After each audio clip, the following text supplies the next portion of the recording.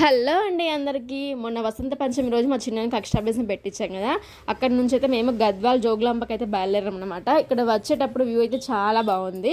So అక్కడ ఏంటంటే మనకి తుంగభద్ర నది కూడా ఉంటుంది టెంపుల్ దగ్గరలో, కాకపోతే అక్కడ ఎలా ఉంటుందో మనకి తెలియదు కాబట్టి ఇక్కడ మధ్యలో కృష్ణ నది అయితే ఉంది.